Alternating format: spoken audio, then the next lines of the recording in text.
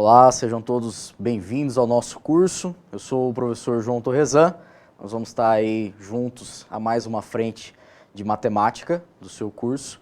Nós vamos trabalhar toda a parte de estudo de figuras planas e também de figuras espaciais durante toda a nossa jornada aí. E para dar início, nós vamos falar nessa primeira aula e também na segunda aula tratar de assuntos básicos e iniciais da nossa geometria, beleza? Começando pela plana e nós vamos depois seguir com a espacial, ok? Bom, toda a nossa geometria, seja ela plana ou espacial, ela está embasada em três conceitos, que são chamadas de noções primitivas, que é a definição, né, de ponto, reta e plano, né? São entes geométricos que geram tudo aquilo que a gente estuda na geometria. O ponto seria aquilo que de nada faz parte, seria a menor coisa que existe. A gente até compara o ponto como se fosse um átomo, né? Só para fazer uma comparação prática. Mas é uma noção, como diz o próprio nome, noção primitiva, certo? A reta é quando você tem todos os pontos organizados em uma linha, de modo padrão, né? E isso forma a sua reta. E o plano é aquela onde você tem retas em padrão, ou seja, é um conjunto de retas, certo? Todas elas de acordo com o mesmo padrão, formando o seu plano. Como eu disse, são noções primitivas, nós não temos definições específicas para esses três elementos, né? Nós temos mais mesmo fazer comparações e noções para entender cada um deles. Nós vamos utilizar a seguinte linguagem. Nós vamos estar para ponto, nós vamos utilizar letras maiúsculas, então eu vou estar sempre falando o ponto A, o ponto B, o ponto C, com a letra maiúscula. A reta já vamos utilizar as letras minúsculas, tá? A reta Rzinho, S, T, geralmente nós vamos utilizar essas letras. E planos nós vamos estar utilizando letras gregas, então plano alfa, plano beta, plano pi, enfim, essa é uma linguagem aí convencional, ok?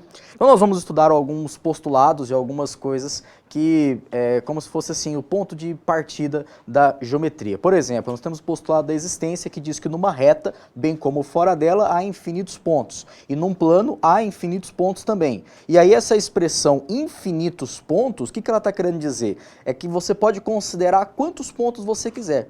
Você pode considerar um ponto aonde você quiser, você pode traçar uma reta aonde você quiser, você pode considerar um plano, por exemplo, onde você quiser. Então eu tenho a reta, dada essa reta R, eu tenho pontos infinitos na minha reta e eu tenho também pontos infinitos fora da minha reta, certo? Eu tenho um plano, dado esse meu plano, eu tenho nesse plano infinitos pontos dentro dele e eu tenho também infinitos pontos fora dele, certo? Eu posso considerar sempre da forma como eu quiser. Em relação a pontos e retas, vale também a gente estudar as seguintes posições, né? Quais são as situações que nós temos? Dados dois pontos A e B, nós temos as seguintes situações. Ou A e B são coincidentes, e aí é o mesmo ponto, ou seja, um só ponto, dados os seus dois nomes. É o caso de eu ter um ponto sobre o outro, ou seja, eu tenho o ponto A e eu tenho o ponto B sendo coincidente, ou seja, tendo a mesma posição. Ou são pontos distintos, e aí eu tenho o ponto A e eu tenho o ponto B, dois pontos em locais diferentes. Aí você diz que o A é diferente de B. No primeiro caso, né, A igual a B. Dados um ponto e uma reta R, nós temos as seguintes situações. Ou o ponto pertence à reta ou o ponto não pertence à reta, certo? Você considerando um ponto qualquer. Ou seja, eu posso ter uma reta R, dada essa reta R, eu tenho pontos que pertencem à reta, e aí como diz aqui, a gente pode utilizar essa linguagem de conjuntos, né? P pertencente a R, ou eu posso ter pontos fora dessa minha reta R, e aí ele não pertence, ou seja, a reta não passa pelo ponto P, tá?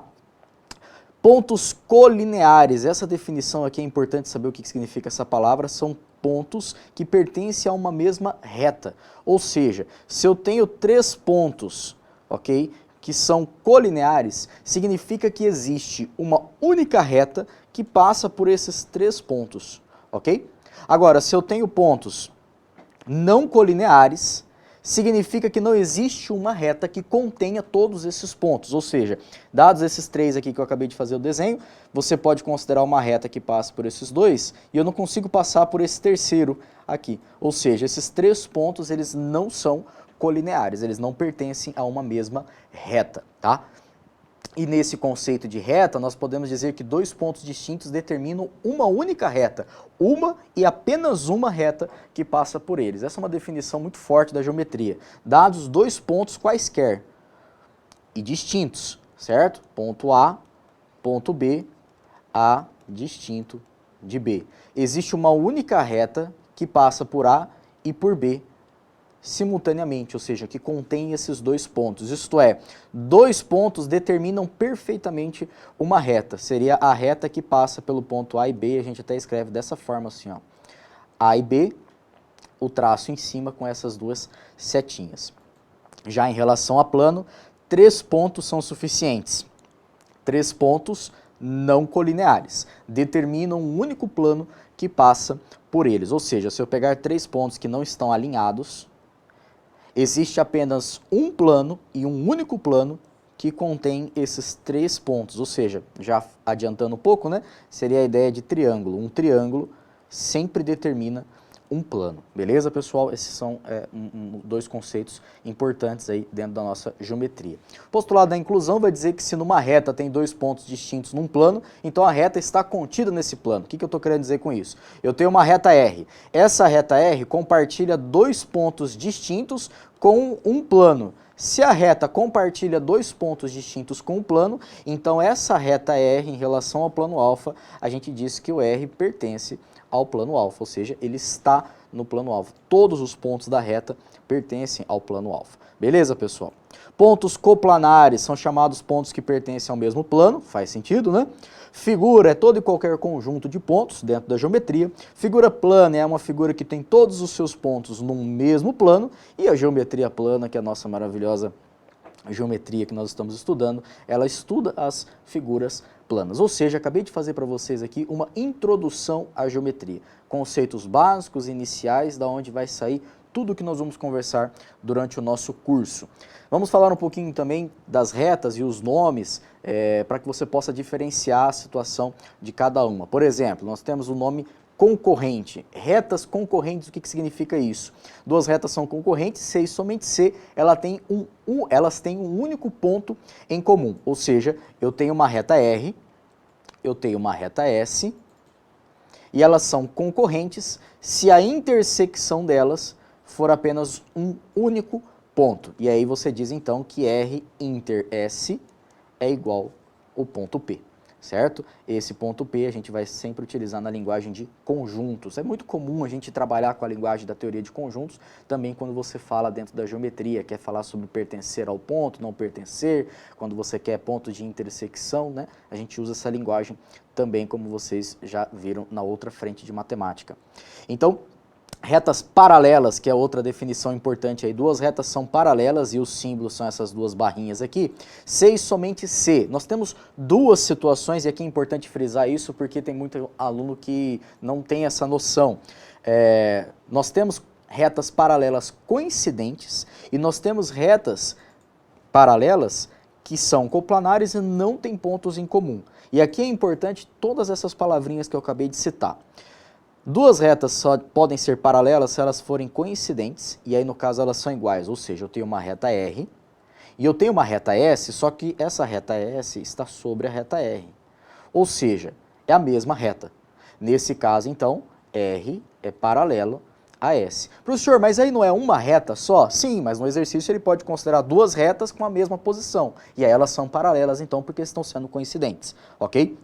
Ou o segundo caso, delas serem coplanares e não ter pontos em comum. O fato delas serem coplanares é extremamente importante, porque quando nós estivermos lá na frente do nosso curso, nós vamos falar de geometria espacial, vem a definição de retas reversas.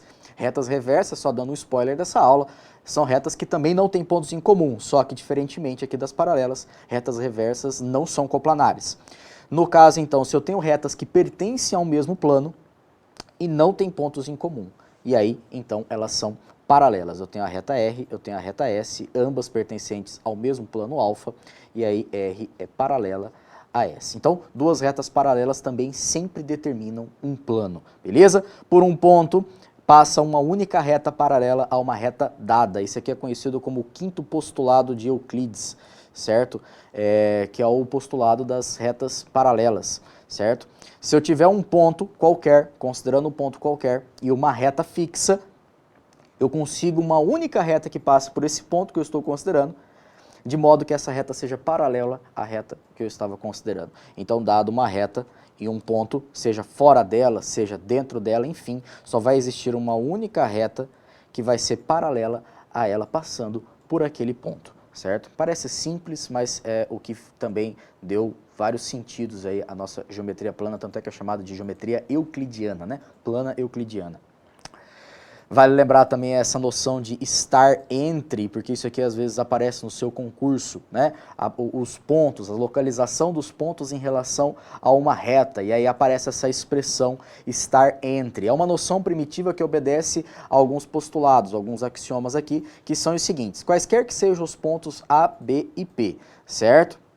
Se P está entre A e B, então A, B, P são colineares. Quando você diz que um ponto está entre outros, eu já estou atrelando a ideia de colinearidade.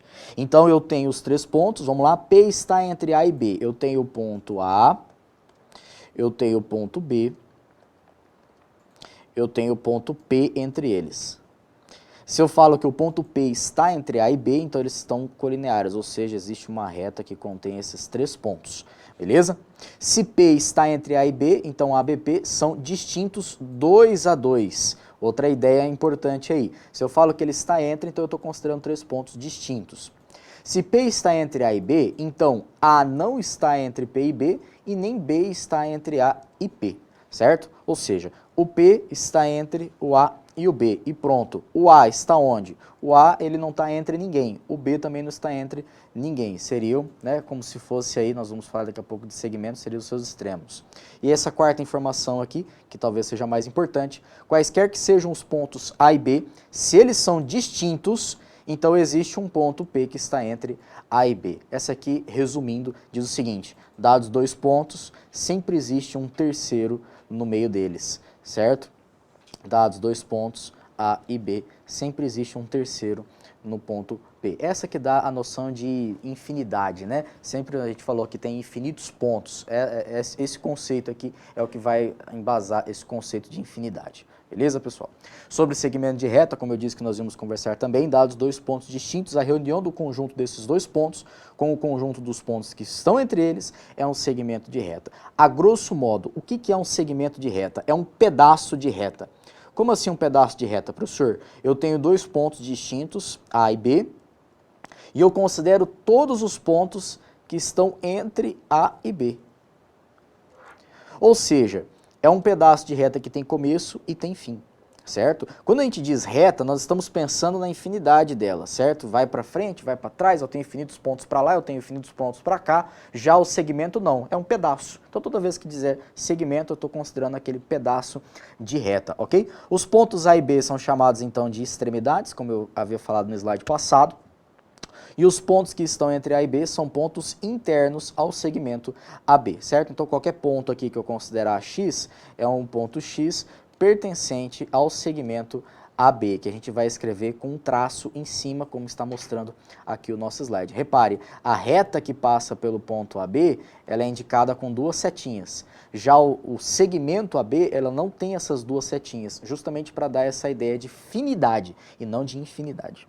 Se os pontos A e B coincidem, isto é, se A é igual a B, dizemos então que o segmento ele é nulo. Ora, porque se os dois pontos são iguais, ponto A e o ponto B, eles são o mesmo ponto, eu não tenho ninguém entre eles, certo? Então o meu segmento ele é nulo, é inexistente. Definição de semirreta, dados dois pontos distintos A e B, a reunião do segmento da reta AB com o conjunto dos pontos X, tais que B está entre A e X, é a semirreta AB. Resumindo, o que significa uma semirreta? É quando eu considero um ponto e todos os pontos a partir dele. Podemos dizer, genericamente, é uma reta que tem começo, mas não tem fim, certo? Ela tem um ponto inicial e a partir daí eu pego todos os pontos que seguem, por exemplo, o sentido de AB. Então, por isso que ele vai ter essa noção aqui, ó. Interessante que vem apenas com uma setinha para apenas um lado. O que significa isso? Significa que o ponto A é o ponto inicial da minha semirreta E aí eu estou indo para o sentido do ponto B. Então eu tenho o ponto A, eu tenho o ponto B, certo? Vou partir do A e vou no sentido do ponto B. É justamente o que estava acontecendo. E aí, então, é infinidade de pontos, porque a semirreta dá essa ideia. Como eu disse, tem começo, mas não vai ter fim. Se A está entre B e C, as semirretas AB e AC são ditas semirretas opostas. O que significa isso? Ora, eu posso considerar aqui uma reta, R, e aí ela é infinita, né? Ela cresce tanto para um lado, quanto vai crescer para o outro. Se A está entre B e C, então vamos considerar aqui ó, um ponto A, um ponto B para cá, e vou considerar um ponto C aqui, certo? Repare o seguinte, aqui nós temos a semirreta AB, que é essa que eu estou desenhando, AB, semirreta, começando em A, indo para o sentido de B. Aqui nós temos a semirreta AC, começando em A, indo no sentido de C. Essas duas semirretas juntas formam a reta que passa pelos pontos C, A e B. Se elas formam uma única reta, então nós vamos dizer que elas são semirretas opostas, ok? Elas formam uma única reta, isto é, se eu pegar a semirreta AB e unir ela à semirreta AC, eu vou estar tendo uma única reta, vou chamar ela aqui de BC. A reta que passa pelos pontos B e C. Beleza, pessoal? Então, isso são semirretas opostas. Elas juntas, elas formam uma mesma reta. É como se elas partissem a reta. Resumidamente, então, a reta AB é uma reta infinita que passa pelos pontos A e B, certo? Eu tenho o ponto A, eu tenho o ponto B. O segmento AB é quando eu tenho o começo e tenho o fim, ou seja, eu só estou com os extremos A e B e todos os pontos entre A e B. A semirreta AB é aquela que começa e não tem fim. E o segundo ponto é para poder dar o sentido a essa reta. E a semirreta oposta de AB vai seguir o caminho contrário, ok?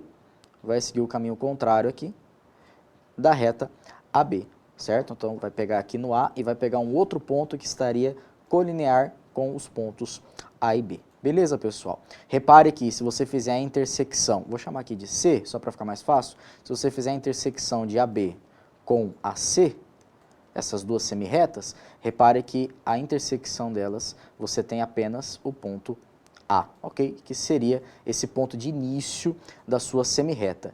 Esse ponto de início, anotem, ele está chamado de origem da semirreta, ok? A gente também pode dizer dessa maneira aí, dessa forma. Segmentos consecutivos. Dois segmentos são consecutivos se a extremidade de um deles é também a extremidade do outro. Ou seja, se eu tenho aqui um segmento AB e depois eu tenho um segmento BC, então esses dois segmentos meus, o AB e o BC, são segmentos consecutivos, porque eles compartilham uma extremidade, ok?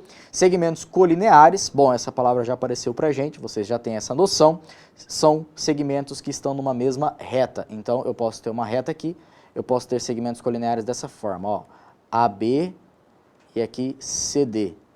Veja bem, o meu segmento AB, ele é colinear com o meu segmento AC, ok? Só que eu também posso ter dessa forma aqui, ó, A, B, C. Aqui eu tenho o segmento AB, aqui eu tenho o segmento AC. Eles também são colineares. E mais do que serem colineares, eles são ditos adjacentes. Dois segmentos consecutivos e colineares são adjacentes e somente se possuem em comum apenas uma das extremidades e não tem pontos internos em comum. Então é essa situação aqui que eu fiz aqui para vocês, beleza? Nós vamos trabalhar bastante com esses tipos de segmento nessa nossa primeira aula e nessa nossa primeira lista, perdão, certo? Onde nós vamos estar praticando esses conceitos.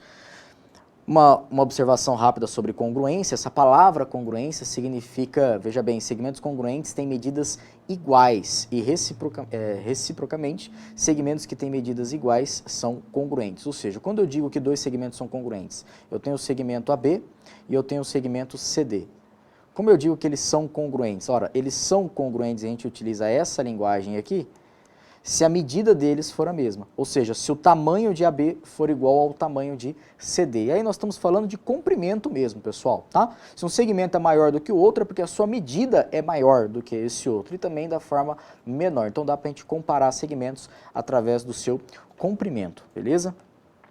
A gente pode somar segmentos também, sem problema nenhum. Então, dados dois segmentos aí, AB e CD, tomando uma semirreta qualquer de origem R, e os segmentos adjacentes RP e PT, tais que eles são congruentes aos segmentos iniciais. Dizemos que o RT é a soma desses caras. O que significa isso? Eu tenho o segmento AB.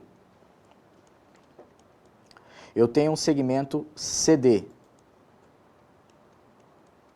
Quero fazer a soma deles? Basta eu considerar uma mesma reta, os dois juntinhos. E aqui foi chamado de RP e de PT. Então, ó, RP, que seria congruente ao segmento AB. E aí, logo em seguida, depois do P, fazer um ponto T aqui, de modo que esse segmento seja congruente ao CD.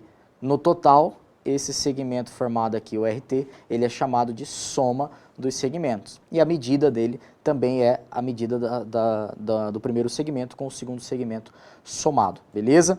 Nós podemos também ter segmentos múltiplos, ok? Um segmento RS, que é a soma de N segmentos congruentes de AB, é múltiplo de AB, certo? E se RS é o N vezes o AB, dizemos que AB é submúltiplo, ou seja, o que é isso? É quando você tem um segmento particionado por outro. Então, por exemplo, aqui, ó. Vou fazer essas partições aqui. Veja bem, segmento RS, certo? E aqui, ó, segmento AB.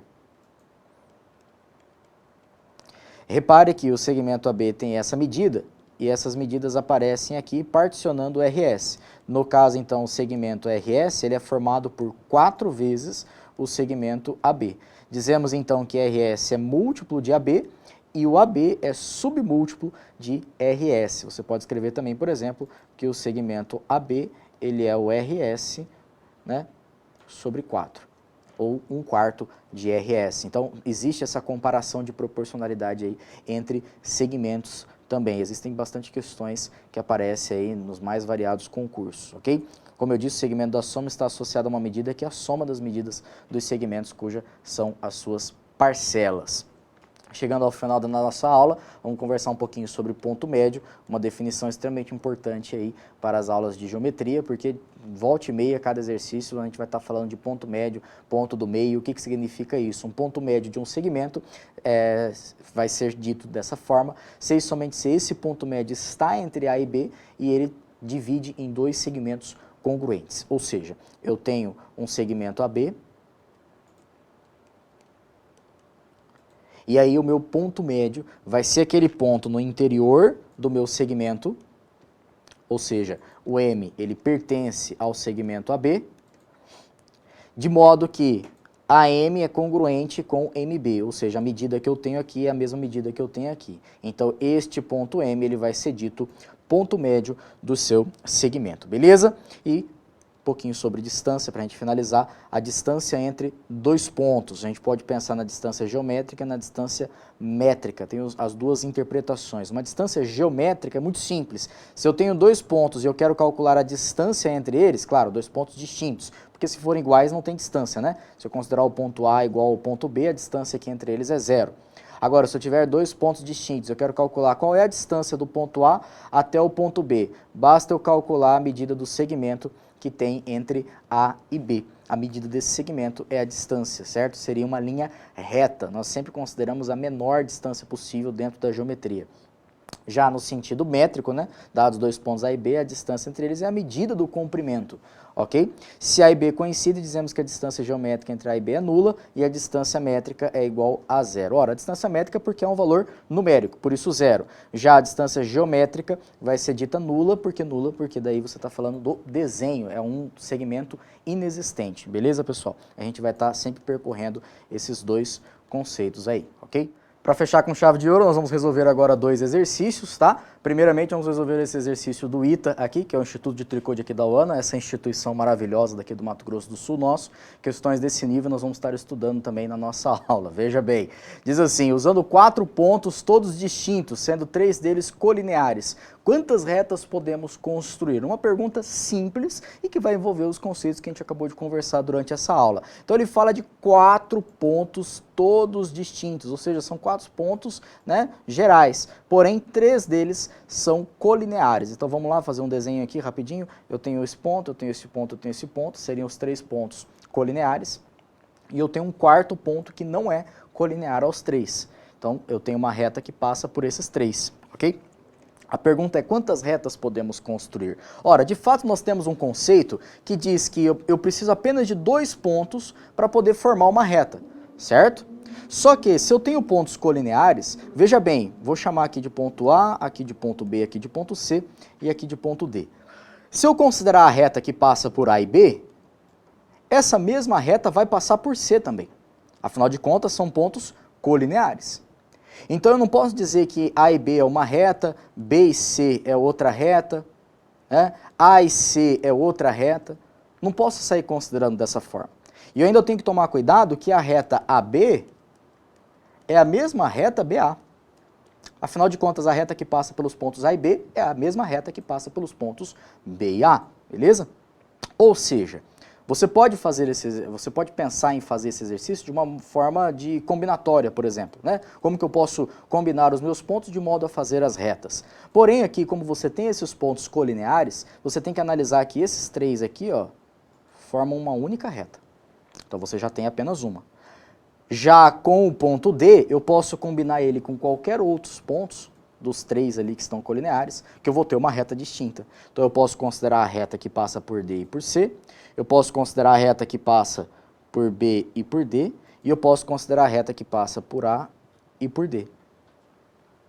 E essas são as únicas retas que a gente consegue construir entre 4 pontos distintos, porém sendo 3 colineares, ok? Que seria essa primeira reta aqui, R, essa S, essa daqui T e essa reta U. Portanto, 4 é a resposta do nosso exercício, letra C mata aí. Você pode fazer como prática, considerar 4 pontos distintos, porém sem essa hipótese de 3 deles colineares. E se fossem 4 pontos, quaisquer, não colineares? Sei lá, vamos fazer aqui. 4 pontos assim, ó. Repare que eles não têm 3 deles colineares. Quantas retas será que dá para formar? A pergunta é essa, deixa aí para vocês brincarem, beleza?